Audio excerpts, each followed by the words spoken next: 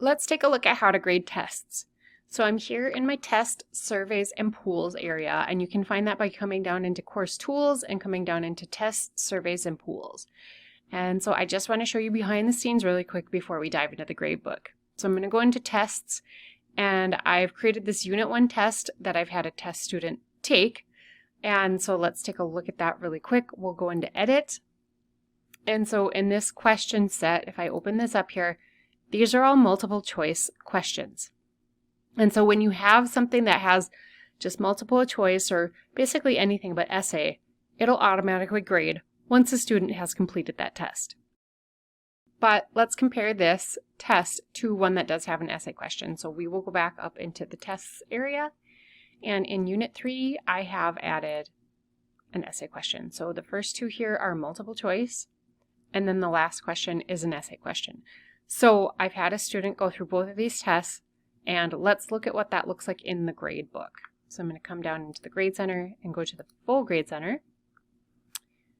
And so with the Unit 1 test, it does show that that student went through it and it was automatically graded, and they got 2 of the 3 questions correctly.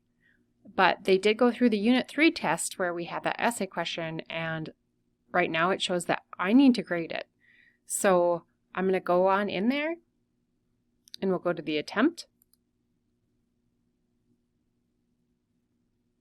And so you can see, again, Blackboard automatically graded this, and they got 1 answer right and 1 answer wrong.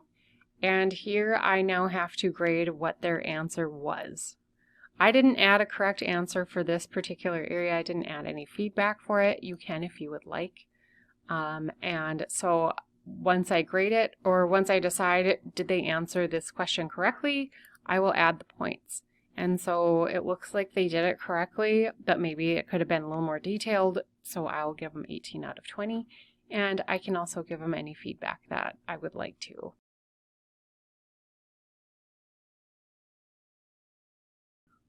Okay, and with that, you can also add any overall feedback to your student and any notes that you want to keep privately in your own gradebook about the student's attempt. So I'm not going to add any of those additional items, so I'm going to hit submit.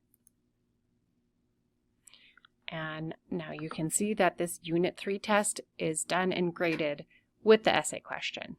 And that is how tests get graded in Blackboard.